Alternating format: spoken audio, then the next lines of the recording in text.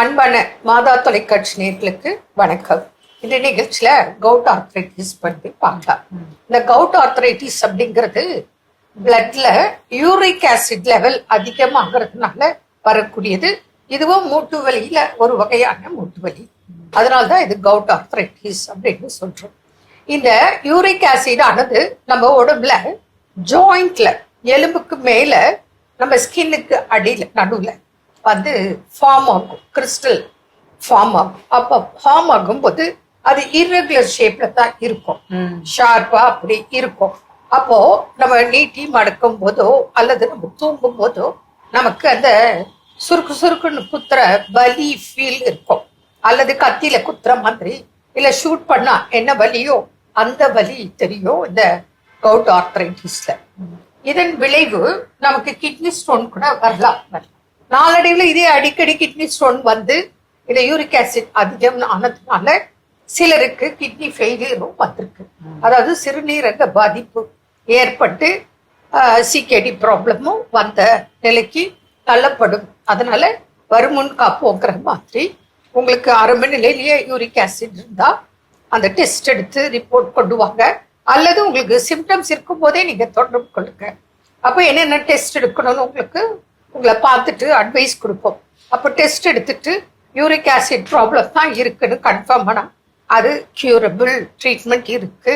தொடர்ந்து நீங்க அந்த உணவு முறையும் மெடிசனும் ட்ரீட்மெண்ட்டும் ப்ராப்பராக எடுத்தா இது முற்றிலும் உங்களுக்கு சரியாக்கும் வாய்ப்பு மிகுதியாக இருக்கு. அப்போ இது கடைபிடிக்கணும். இப்போ ஹோம் ரெமெடி உங்களுக்கு சொல்றேன். பொதுவா சன்பாத் எடுக்கணும், நான்வெஜ் அதிகம் சாப்பிட்றத குறைக்கணும், அது எல்லாமே ரொம்ப ஸ்பைசி, காரம், புளி, உப்பு இதெல்லாம் குறைக்கணும். மேலும் எள்ளு எடுத்துக்கலாம், டெய்லி 2 ஸ்பூன் எள்ளு எடுத்துக்கலாம், துளசி எடுத்துக்கலாம். அதுக்கப்புறம் பார்த்தீங்கன்னா உருளைக்கிழங்கு ஜூஸ், பச்சை உருளைக்கிழங்கு ஜூஸ் எடுத்துக்கலாம். அப்புறம் பிரண்டை சட்னி எடுத்துக்கலாம். நம்ம வெத்தலைப்பாக்கு போடலாம், ஒரு நாளைக்கு ஒரு தடவை 2 தடவை தாம்பூலம் போடலாம். இந்த மாதிரி நிறைய ஹோம் ரெமெடிஸ் இருக்கு. ஆனா ரெமெடிஸ் கூட வந்து பாத்தீங்கன்னா உங்களுக்கு uric acid problem, excessive uric acid இருக்கக்கூடிய உணவு முறைகள் எடுக்கிறதுனால வருதா, இல்லனா uric acid metabolism, purine metabolism இம்பேர்மெண்ட்னால, அசிமிலேஷன் டிஃபெக்ட்னால வருதா? இத கண்டுபிடிச்சுதான் உணவு முறைகள் சொல்லுவாங்க. ஜெனரலா இருக்க உணவு முறைகள் சொல்றாங்க. அப்போ அது நீங்க டெஸ்ட் எடுக்கும் போது நம்ம கண்டுபிடிச்சிடலாம், கண்டுபிடிச்சிட்டு ஆனா இதுக்கு ட்ரீட்மெண்ட் இருக்கு. ப்ராப்பரா எடுத்தீங்கன்னா இது ஈஸியா ஆரம்ப நிலையிலேயே சால்வ் பண்ணிக்கலாம்.